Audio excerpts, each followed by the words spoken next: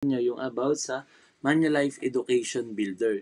So for sure yung iba sa inyo baka may idea na ako about mga educational plan o kaya mga educational funding. So etong Manulife Education Builder ay isang type ng educational plan. So alamin natin kung ano ba yung mga benefits na pwede nyo makuha or mga benefits na pwede makuha ng mga anak ninyo kung ikukuha nyo sila ng educational plan. So guys, ito gumawa ako ng sample proposal for Manulife Education Builder.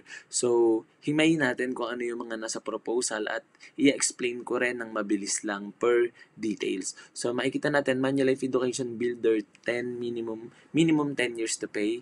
So, under to ng variable unit link product of VUL. Pero, mamaya malalaman nyo from VUL, paano siya parang magiging traditional or magiging guaranteed yung plan. So, mamaya malalaman nyo yan. So, tingnan natin. Sa features naman, determine the desired annual education benefit.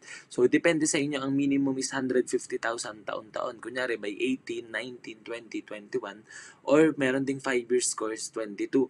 So, yun. Halimbawa, napili nyo is minimum lang 150,000. Pero dito sa sample natin, 200,000 ang yearly na pinili nating annual education benefit. Pero yung iba may pumipili 250k, 300k, 500,000. So depende sa budget. So provide yourself with protection that you need. So ang maganda naman dito, bukod dun sa educational funds na maiipon sa plan na to, ay meron din tayong insurance. So yun naman yung maganda kasi kung halimbawa, nag-iipon ka nga ng bukod na lang sa savings mo. Pero paano kung halimbawa bigla may mangyari sa'yo? Di ba yun naman yung purpose natin? Bakit tayo nag-start ng ganitong plan? So, kung may mangyari man, na mangyari, tuloy-tuloy pa rin to. Compare kung nag-savings ka lang, may nangyari sa client, kunyari nawala or na permanently disabled, sino na magtutuloy, di ba? So, yun naman yung advantage kapag ganitong insurance plan na educational plan yung kinuha nyo. So next, secure yourself and your loved ones with additional protection. So eto, mamaya ko siya i-discuss, magbibigay ako ng sample scenario para mas malinaw siya. Choose the investment account that suits your risk profile or investment time frame. So marami tayong mga funds sa pwedeng pagpilian. So bago kayo kumuha ng plan, i-assess muna din namin kayo kung ano bang fund yung bagay sa inyo, kung low risk ba, medium risk, or high risk, or kung mga equities ba or bonds. So, increase your investment if you wish or simply take advantage of the optimistic market trend. So, anytime, bukod doon sa nilalagay mong pera dito, monthly, quarterly, semi-annual, or annual, depende sa mode of payment mo. Anytime, pwede kang mag-top up. So, yun yung increase your investment. So, halimbawa, gusto mo, may extra ako ngayong 20k, lagay ko dyan sa plan, dagdag ko sa investment fund sa educational plan ko. So, pwede nyo gawin yan anytime. And then, ito rin naman, anytime pwede nyo gawin, pero basta 5th year onwards. Pero sana kung hindi naman kailangan, wag na lang withdrawin. So, withdraw from your account if needed. So, yan nakalagay naman if kailangan nyo lang. So, if may mga emergency cases, ganun. Enjoy the reward of keeping your investment with Manulife. So, kung halimbawa na starting sa 5th year, nandun lang yung pera, hindi nyo naman wini-withdraw. Siyempre, tuloy-tuloy lang din kayo naglalagay. Magkakaroon tayo ng 2.5% bonus dun sa average fund na meron kayo every 4 years yon. So, that's what we call loyalty bonus. So, sayang din yan, di ba?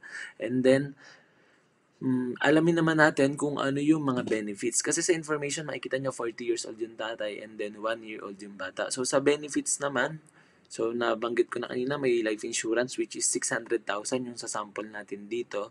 And then, ang contingent annual education payout, o ito yung marireceive ng bata, kunyari by 18, 19, 20, 21, or kung 5 years course yung napili nyo until 22, so 200,000 each year. And then, meron din tayong total disability waiver. So, kung halimbawa, ang parent ay ma-total disabled, so, mawe-waive na rin yung payment. And bukod doon, meron pang mas magandang benefit na matatanggap yung anak ninyo or kayo mismo. So, next natin. May papakita po ako na sample scenarios which is 2 scenarios lang naman and ito yung pinaka mag-e-explain kung ano ba yung mga benefits na pwede nyo makuha sa Manulife Education Builder and then yung next scenario, yun yung talagang nagpa-special sa ating Manulife Education Builder. Pero unahin na muna natin tong scenario number 1. So ito yung scenario na nakalagay ay ang parent ay buhay pa. So, nag-college yung anak, nag-start mag-college, buhay pa, and then nag-start na rin syempre mag-payout. So, makikita natin by that time, 57 ang tatay, and then 18 na yung bata. So, nag-start na siya mag-college, 200,000 ang payout. And then by the next year, 200,000.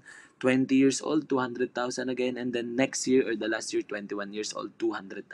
So, that's total of 800,000 na na-payout. Pero yan ay 4 years variant lang kasi. So, meron pa tayong 5 years variant. Depende sa gustong kuhaning plan ng magulang. So, by that time, ang magulang ay 60 years old na. So, kunyari, nakapag-payout na. Possible may mga matitira pa sa account value o sa fund value o sa investment fund nitong plan. Kahit nakapag-payout na, baka may matira pa sa investments, and then, syempre, depende to sa market. So, pwede yung withdrawin ng magulang kung gusto niya, enjoy niya yung pera, o pwedeng partial withdrawal lang muna, bawas lang, tapos hayaan mo na yung pera doon kasi nai-invest naman, and kahit papano para may mapangbayad pa rin sa cost of insurance para tuloy-tuloy yung life insurance nitong plan kahit tapos na yung educational. So, kahit papano, pamana na yun sa mga magiging anak at sa mga magiging apo ng kanilang anak o sa mismo mga anak nila. So, etong plan na to ay nakalagay minimum 10 years to pay. So, until 49 nagbayad yung magulang, which is 40 years old siya nung kumuha. So, inantay na lang na mag-18 yung bata para makapag-start ng payout. So, kahit anong school yan, okay lang. So, magagamit tong educational builder na to kasi cash ibibigay sa niyan. Sa totoo lang, kung halimbawa, worst case scenario, hindi na nag-aral yung anak ninyo, meron pa rin mape-payout, and then yung mismo magulang naman na magpe-payout yan. So, nasa magulang pa rin naman yung right. So, alamin naman natin yung next scenario. So, ito na yung, kasi yan yung basic lang na educational plan eh. Naglagay kang pera na invest, and then mag-18, 19, 20, 21, yung 22 yung bata, may mare-receive na payout. Yan yung pinaka-basic na educational plan kahit saan makikita nyo yung ganyan. Pero, etong scenario number 2 natin, ito yung naging kung bakit special or kung bakit kakaiba itong Manulife Education Builder sa ibang Educ Builder. So, alamin natin. So, ito na yung scenario number 2. Ito na yung pinaka-special feature ng Manulife Education Builder. So, halimbawa, at second year pa lang ng pagbabayad ay nawala na yung tatay o na permanently disabled. So, ano yung mga mare-receive ng bata? Kasi kapag sa normal na plan, kunyari, nawala yung parent o na permanently disabled, it's either ma-waive yung plan o kaya ibibigay yung life insurance na meron yung plan. Pero ito, nagwo-work talaga siya na sigurado ka taon-taon okay yung anak mo may pang-aral. So, ito, halimbawa, number 1, child will receive the 600,000 pesos which is the life insurance dito sa proposal natin. So, sa ibang plan, na-receive mo yung life insurance, tapos na yung plan. Pero ito, hindi po siya natatapos dun pa lang sa life insurance. Yung pa lang yung simula ng benefit. So, naibigay yung 600,000 pesos kasi nga nawala yung parent ng bata. Tapos, nakalagay second year pa lang, kunyari sa scenario natin nawala. So, 2 years old pa lang yung bata nun. So, going to 3, ganan. So, makaka-receive agad siya bukod dun sa 600,000, mare-receive niya yung 100,000 pesos yearly. Guaranteed na po yun. So, yun yung maganda dito sa plan na to. So, after nun, hanggang 17 years old, mare-receive niya yun habang minor siya.